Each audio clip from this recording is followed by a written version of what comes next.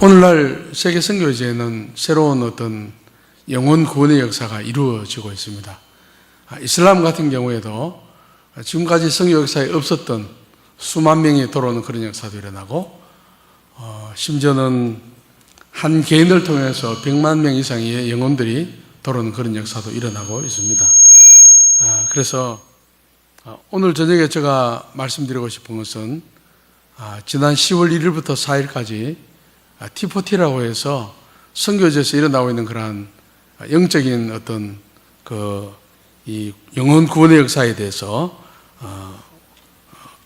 대전에서 10월 1일부터 4일까지 훈련이 있었는데, 거기에 이제 저하고 이창일 강사님하고 성도들이 몇 명 다녀왔습니다. 거기에 대해서 말씀을 드리려고 합니다.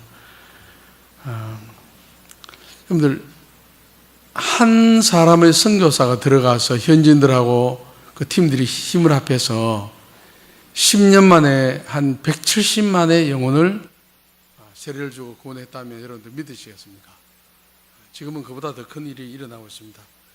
저 교사는 인도에 있는 어느 선교사님은 한 8, 9년 만에 2천만 가정에 복음을 전했습니다.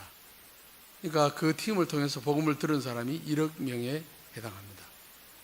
그리고 세례 준 인원은 한 7, 800만 됩니다. 세계 선교 역사가 새롭게 쓰여지고 있는 것이죠. 우리가 알지 못하는 사이에. 그래서 하나님 은혜 주셔서 이러한 일들을 한국교회에 전하고 하는데, 하나님께서 저희 글을 통해서 또 사용해 주시고 그런 일이 있었습니다. 지금 파워포인트에 그 통계를 한번 보도록 하겠습니다. 자, 저기 보면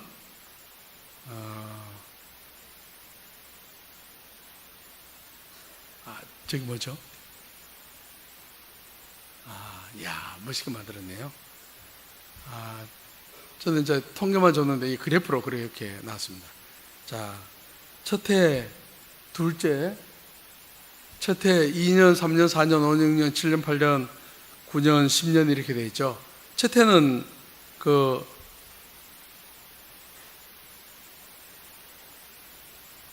왼쪽에 있는 그 숫자는 세례받은 숫자예요. 푸른 기둥이 있죠. 그 빨간 거는 교회가 개척된 숫자입니다. 첫 해는 몇 명입니까? 53,430명. 그리고 교회 개척된 것은요, 3,535개. 불 앞에 좀 꺼주시겠습니까? 잘 안 보이는 것 같습니다. 다른 분들 한번 보세요. 둘째 해는 얼마입니까? 세례받은 숫자가 10,000명이 넘죠? 개척된 교회는 얼마입니까? 9,320개. 거의 10,000개죠? 예. 셋째, 넷째 이렇게 쭉 가면서 6년째가 되면은 20,000명이 넘어갔습니다. 그렇죠? 20,000명이 넘어갔고, 개척된 교회 숫자는 18,000개. 쭉 가다가 총교회가 나옵니다. 총교회가 얼마입니까?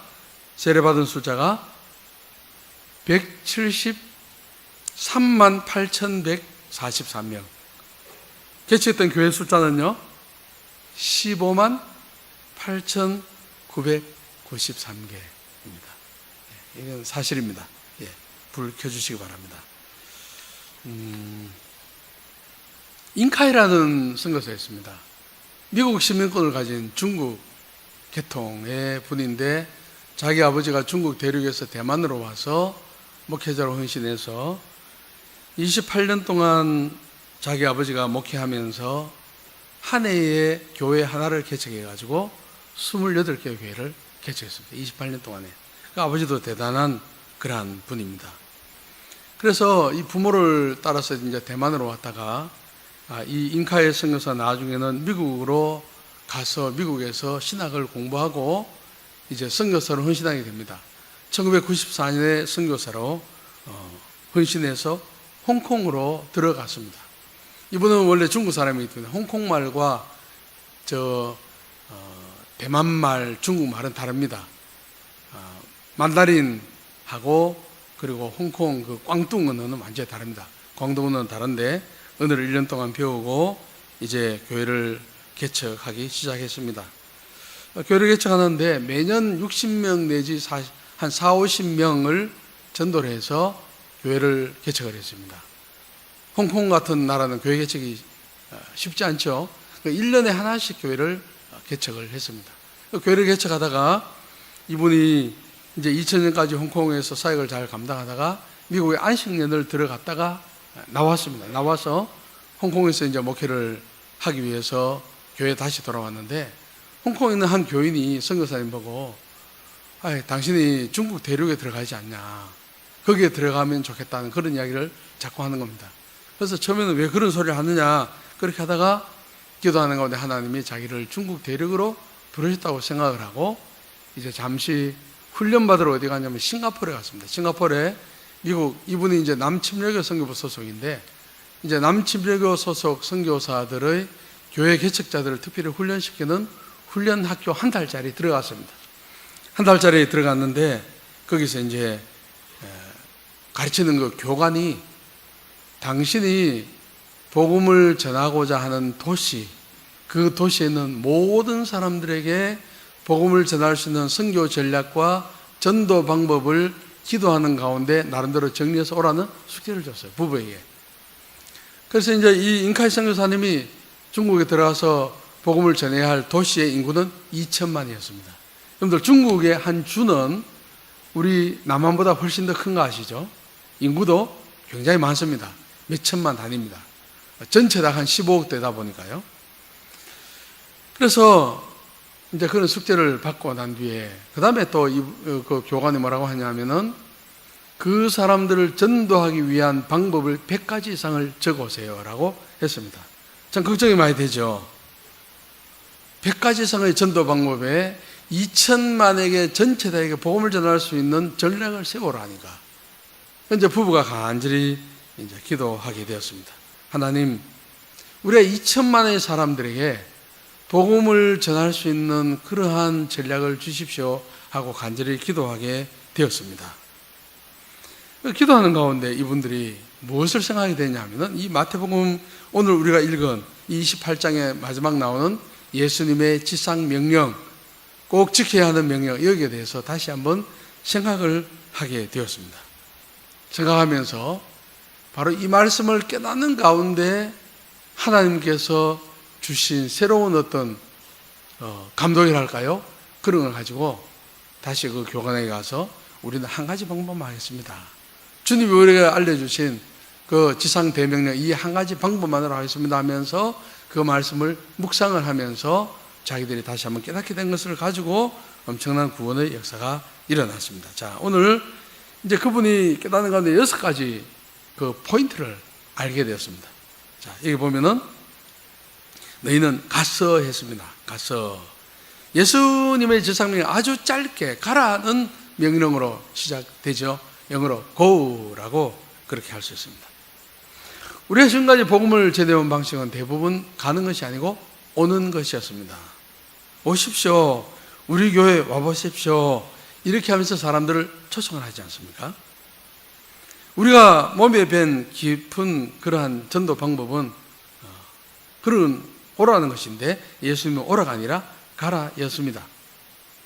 예수님이 잃어버린 하나님의 어린 양들을 찾아서 너희가 가라라고 말씀하셨던 것이죠. 그래서 예수님의 명령에 따라서 우리가 가는 하는 희망이 있는 것입니다. 가면 있고 가지 않으면 없는 겁니다. 전도라는 게 그렇게 이야기를 할 수 있습니다.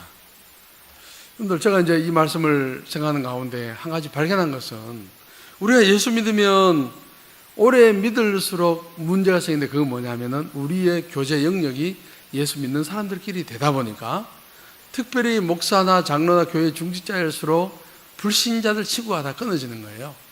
불신자들 친구 모임에도 가지 않고, 그렇게 되다 보니까 전도할 수 있는 기회를 다 잃어버리는 그러한 경우가 있습니다.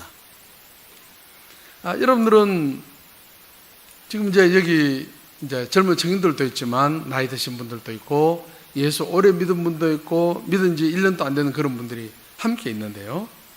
예수를 오래 믿으면서 예수 믿지 않은 친구들로 중심이 된 어떤 동창회, 초등학교, 중학교, 고등학교, 혹은 그런 어떤 이렇게 모임 아직도 여러분들 연결하고 있습니까?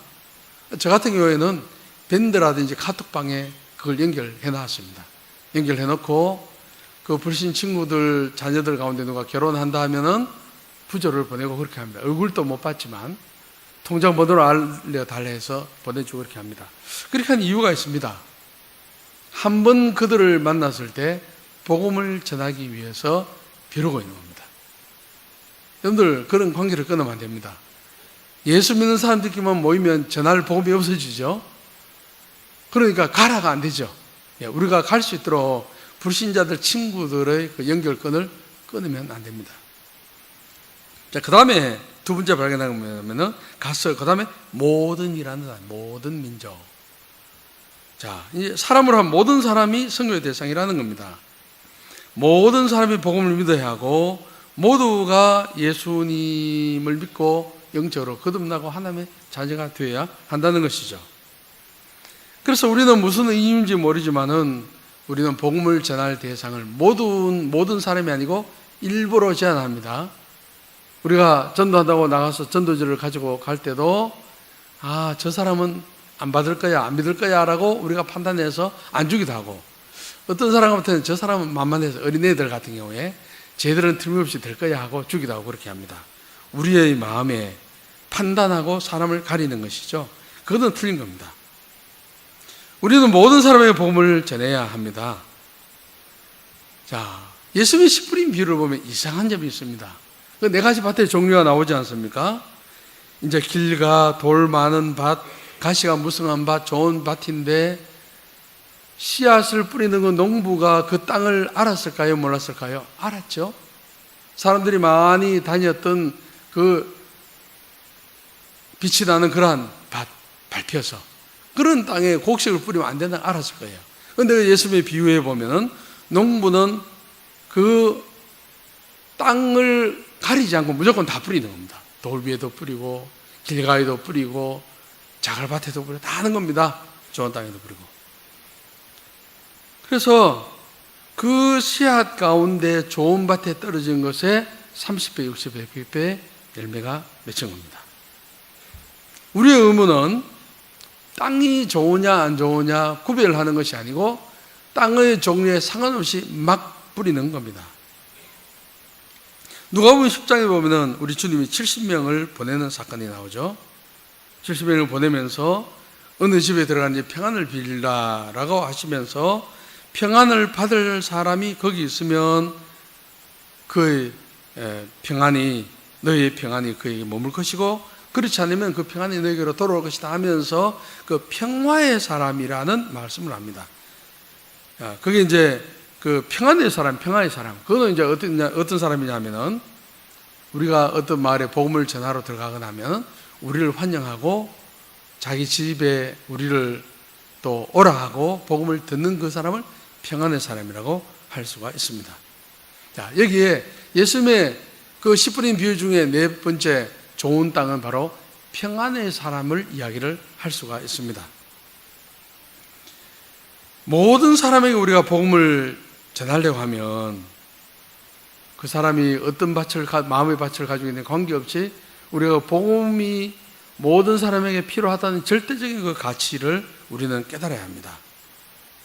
어쩌면 그 사람은 내가 전하는 복음을 듣고 길에 나갔다가 교통사고로 죽을 수도 있습니다. 사도 바울은 이렇게 이야기했죠. 오늘 여러분들에게 증언하거니와 모든 사람의 피에 대해서 내가 깨끗하다라고 말했습니다. 사도 바울은 자기 주위에 있는 모든 사람들에게 자기가 복음을 전했기 때문에 그들이 예수 믿지 않고 지옥 가는 것은 자기에게 책임이 없다 그 말이죠. 여러분들 이렇게 한번 생각해 보면 되겠습니다. 어떤 사람이 복음을 듣는데 통계도 나오기도 합니다. 20번을 들어야 된다, 30번 들어야 된다. 통계 나오기도 하는데 제가 생각할 때는 그런 통계보다 사람마다 다르겠죠. 어떤 사람은 15번째 복음을 들을 때 예수를 믿을 수도 있고 어떤 사람은 5번째 복음을 듣고 교회에 나올 수도 있습니다. 사람마다 다 편차가 다 다릅니다. 예를 들면 어떤 사람이 15번의 복음을 예수 믿으라는 소리를 듣고 교회를 나오기로 된 사람이 있는데 그 사람이 죽을 때까지 13번만 그 이야기를 듣고 죽었다 합시다. 그러면 그 사람에게 복음을 전해야 할 두 사람이 안 전해서 그런 거죠. 그러면 그 책임이 우리에게도 있겠죠. 눈물을 흘리며 씨를 뿌린 자는 기쁨으로 거둔다라는 시편 말씀이 있죠. 우리는 하나님의 약속의 말씀을 믿고 우리는 우리의 의무를 다해야 합니다. 저는 선교지에서 어떤 테이프를 많이 들었냐면 김기동 집사님의 고구마 전도법 그 테이프를 많이 듣고 테이프가 여러 개 되었습니다. 은혜를 많이 받았습니다.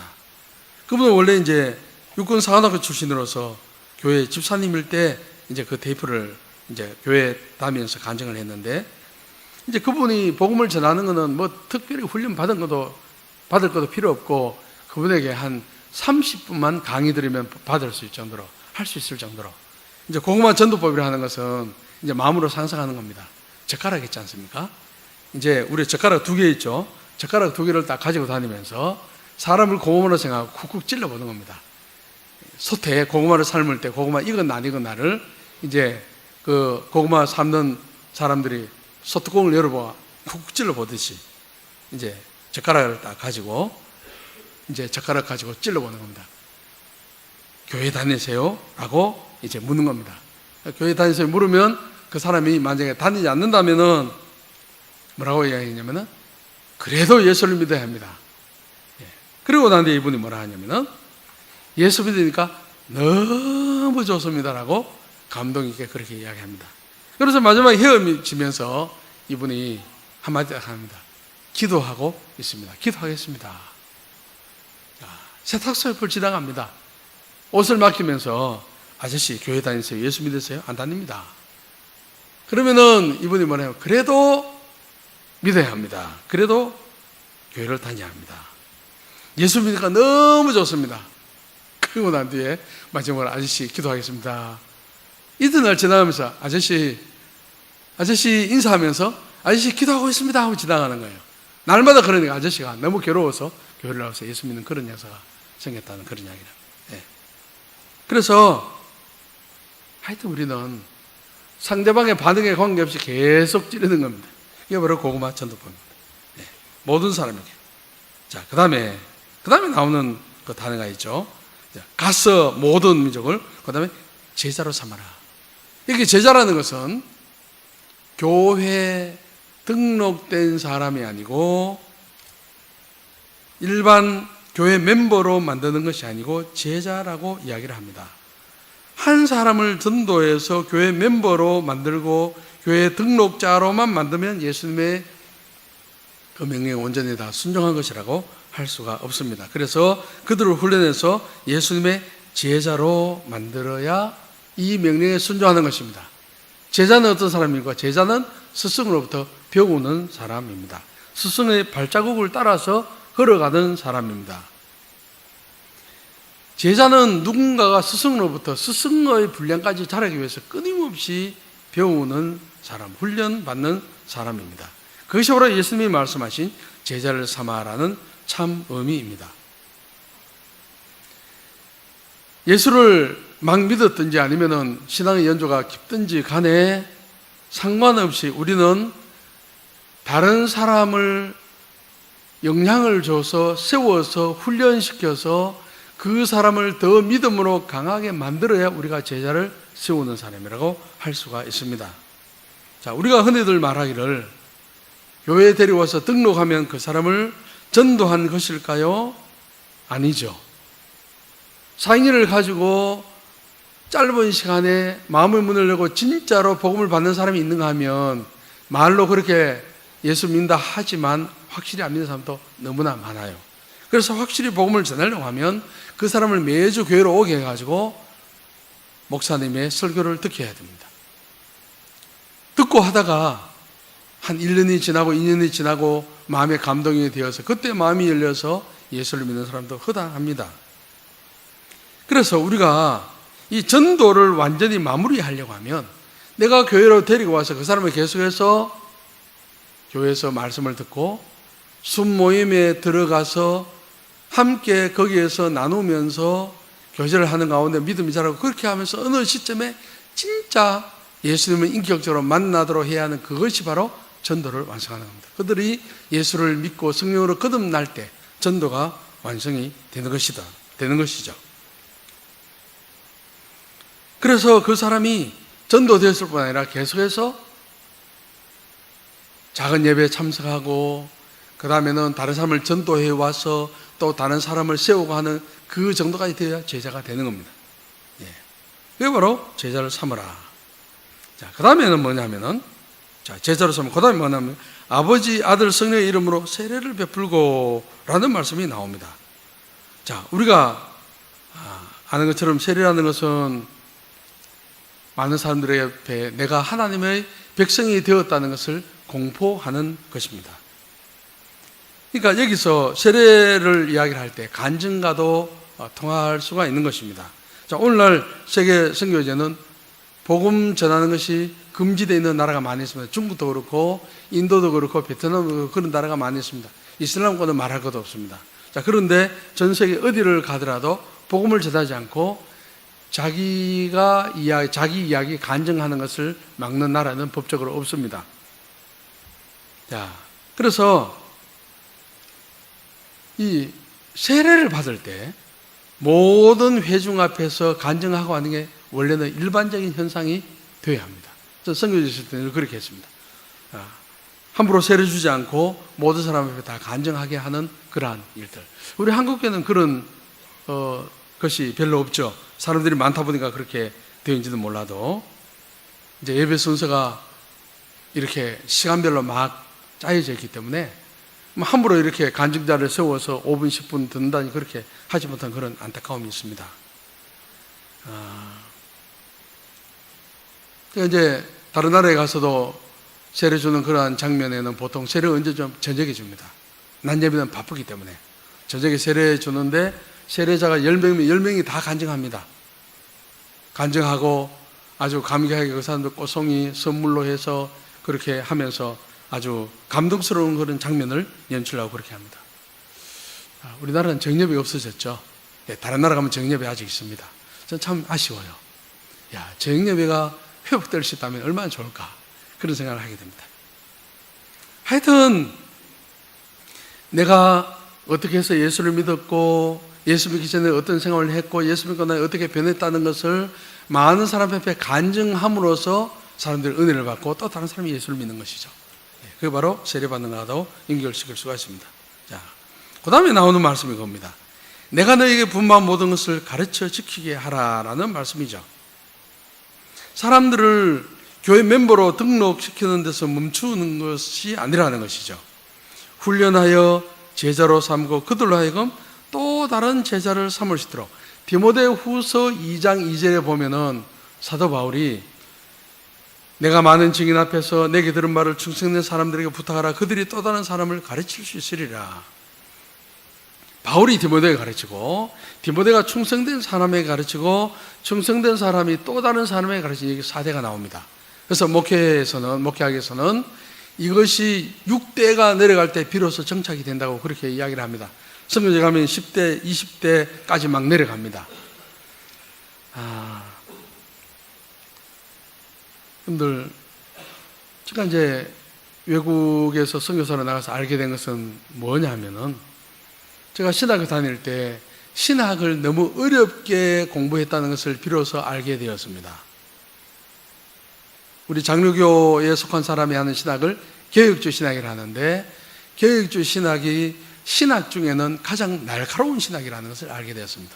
그래서 제가 그걸 쭉 공부를 하는 가운데 뭘 알게 되냐면은 개혁주의 신학을 한 사람은 같은 교수 밑에서 같은 반에서 클래스에서 공부한 사람들도 나중에는 신학적인 차이 때문에 막 갈라지는 것들을 보면서 우리 개혁주의 신학은 칼로 말하면 일본 밑본도와 같구나. 여러분들 일본도 아시죠? 일본도는 좀 휘어져 있으면서 그게 사실인지 모르지만은 영화 같은 데 보면은 일본도가 진짜 잘 되는 일본도는요 볕단을 물에 떠내려올 때 일본도를 대면은 볕단이 싹둑 잘릴 정도로 그 정도로 날카로운 칼이 일본도입니다. 그래서 우리 장로교 신학은 너무 이성적으로 날카로워서 너무 날카롭고 깊다 보니까 이제 하나 되게 하지 못하고 좀 갈라지게 하는 그런 역할을 많이 하는 것 같습니다. 그런데 제가 이제 이 미국 남침례교 선교부에서 온 리더들을 통해서 훈련을 여러 번 많이 받았는데요. 어떤 데 일주일도 받고 3일도 받고 2주도 받고 그렇게 한번 해보니까 이분들은 너무나 쉽게 가르쳤습니다. 자기들이 목사인데도 불구하고 사람들을 가르칠 때는 초등학교도 나오지 않는 사람도 할 수 있을 정도로, 그분들의 훈련 원칙이 뭐냐면 단순 반복 지속이었습니다.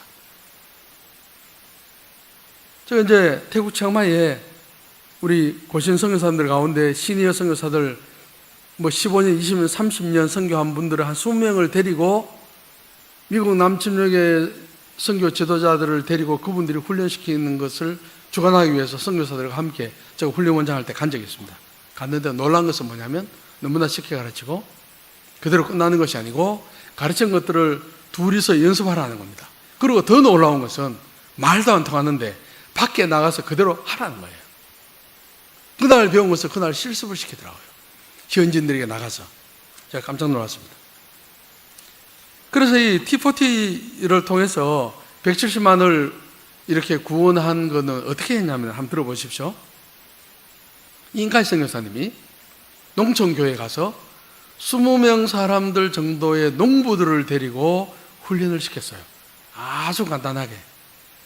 예배를 어떻게 드리는지, 기도를 어떻게 하는지, 하나님 말씀을 어떻게 묵상하는지를 훈련을 딱 시키고, 그 다음에 어떻게 하냐면은, 자, 여러분들이 오늘 나에게 들은 이 방법대로 여러분들이 길에 나가서 전하세요. 숙제를 주는 겁니다. 일주일 동안. 그러면은 1시간 정도 한 2시간 정도 배우는데요. 그걸 가지고 이 사람이 길에 나가서 전도를 하는 거예요. 어떤 사람이 전도를 하는 겁니다. 초신자죠. 그러면은 그 사람이 전도를 했으면 그 전도한 사람이 인카이성을 데려오는 게 아니고 전도한 사람을 중심으로 이 전도했던 사람이 자기가 자기 그룹을 운영을 하는 거예요. 자기는 둘째 주에 배워가지고 셋째 주 되면은 둘째 주에 배운 것을 또 전하고, 그 다음에 그 사람이 전도했으면 그 사람이 전도한 사람은 또 자기에게 데려오는 게 아니고 전도한 사람은 또 다른 그룹을 만들어서 이게 가지치기 하듯이 이렇게 해서 그렇게 해서 170만 명을 구원한 겁니다. 아주 쉽게. 모든 사람이 할 수 있으려면 정말 초등학교도 나오지 않은 사람도 할 수 있는 그런 방법을 해야 되겠죠. 이제 그런 일들을 통해서 한 겁니다.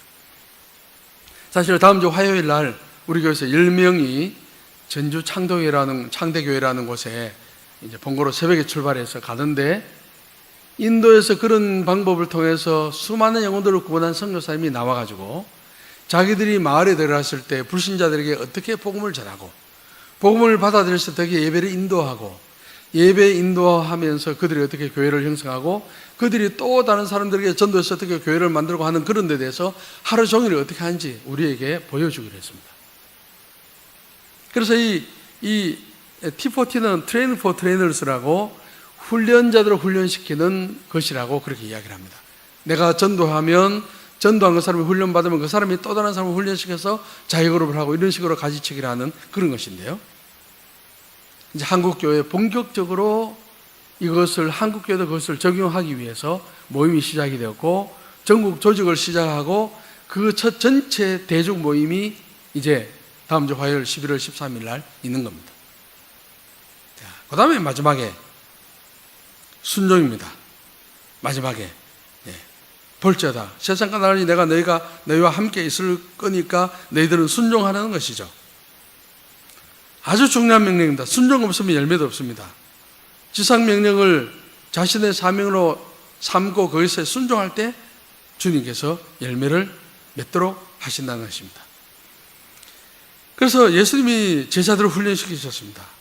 전도를 하게 했습니다. 우리도 예수를 믿고 제자들을 삼아서 훈련하고 예수님의 말씀대로 그렇게 할 때 그 명령에 순종할 때 우리가 열매를 맺을 수 있는 것이죠. 복음의 열매를 맺을 수가 있는 것이죠. 자, 특별수배 기도할 때 그 순종에 대한 예화를 그 프란시스 그 예화 든 적이 있습니다. 제자 2명이 와서 제자 되고 싶다 했을 때 배추를 거꾸로 심도록 했습니다. 뿌리는 하늘로 가고 잎은 땅으로 심도록 그렇게 하고 갔다 왔는데 한 사람은 바로 심어놨습니다. 바로 심은 사람들에게 당신은 제자가 될 자격이 없다. 너무 똑똑하니까. 제자는 스승이 시킨 대로 하는 것인데 하면서 고지고대로 잎을 바닥에 심어놓은 그 사람을 자기 제자로 삼았다는 이야기를 제가 드린 적이 있습니다. 순종하는 건 바로 그런 겁니다. 내가 생각할 때는 틀린다고 생각되어도 주님의 명령에 무조건 순종해서 가서 그대로 하는 것입니다. 그래서 오늘 제가 말씀을 마치면서 우리도 인카이 선교사님이 마태복음 28장 19, 20절에서 주님의 지상 대명령에서 바로 이 6가지 이 포인트를 발견되는 것처럼 우리도 이 말씀을 적용하면서 앞으로 우리가 인생을 살아가면서 영혼 구원에 있어서 정말 우리도 가서 모든 사람에게, 그 다음에는 제자로 삼고, 그 다음에는 우리가 예수 믿는 것을 간증해가지고 복음을 전하고, 결국 그들을 가르쳐 지키게 하고, 그 다음에는 순종해서 주님의 명령을 끝까지 우리가 죽을 때까지 지키는 그러한 자들이 되어야 되겠습니다. 서울시민교회가 그러한 교회가 되기를 간절히 바랍니다.